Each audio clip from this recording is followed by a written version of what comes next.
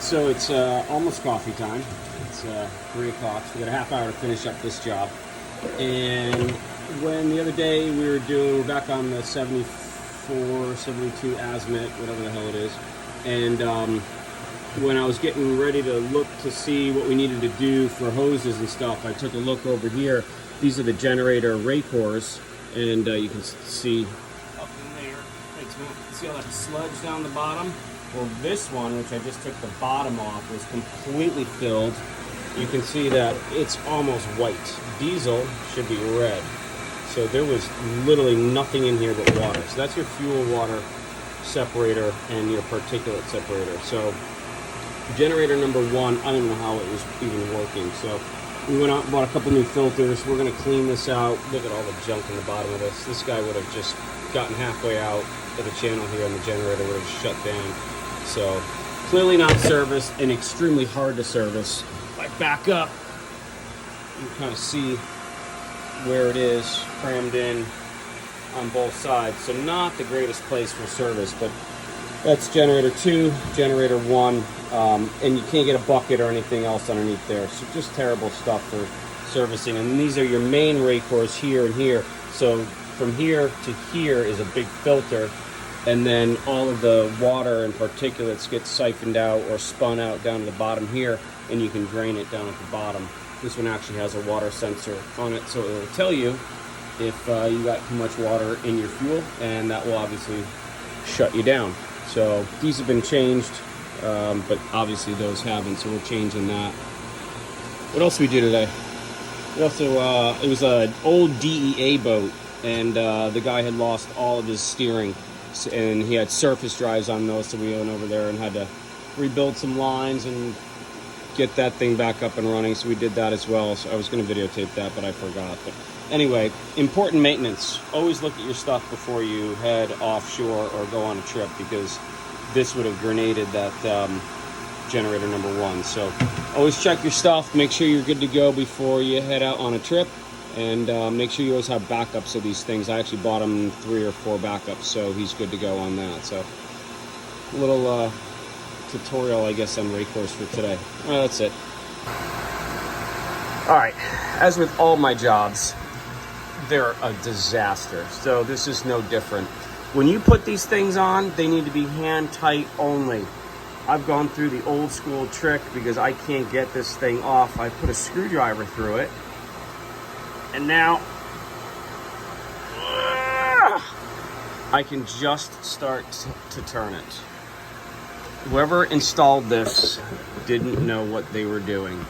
So I'm gonna I can't even get a damn bucket in here.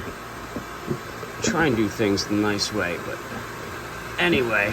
So I just figured I'd show you. Hand tight only. Should have mentioned that in the first video when you guys change these things. Don't sock them down like they're gonna belong here for the next 30 years. It's only water, so. All right, another mess. So anyway, hand tight only, and then you don't have to go through this process. Absolutely ridiculous. So, all right, I'll show you what it looks like when the new one's on.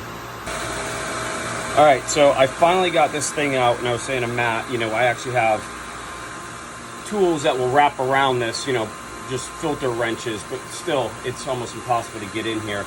But look at all of the junk that's on my hand, and look at all of this stuff that's in this filter. I mean, this is just absolutely fromaged. So look at inside of there. It is wrecked. This is a new boat. In fact, I put my hand up in here, and this is all, or was, covered in all kinds of junk and debris. And so this is going to get caught into the generator.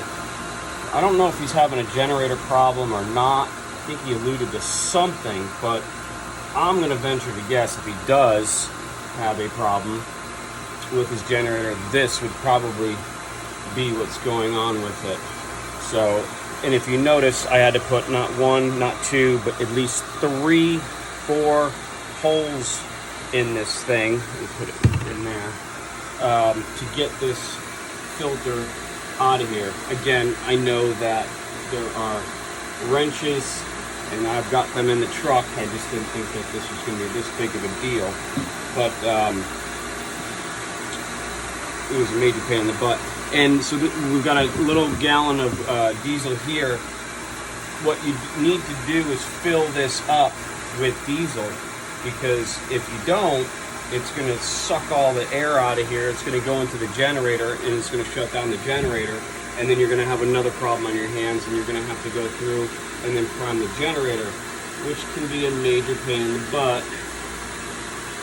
if you don't do it right. So you want to fill this Racor up as much as possible with diesel, and then we're going to try and bleed it out. And there's actually a valve right here to prime it. So, and remember, just hand tight. Maybe a little more. Don't be putting wrenches on this stuff. It's almost 3:30. It's almost coffee time. This was supposed to be an easy, quick job before the owner got on board. And here we are, 10 minutes away from coffee time, and I'm still working on a damn filter. So that's just about back in there, and looks good to go. We're going to service this one and wipe everything up here, and that should be it. We'll fire up the generator, and he should be ready to head on down the road.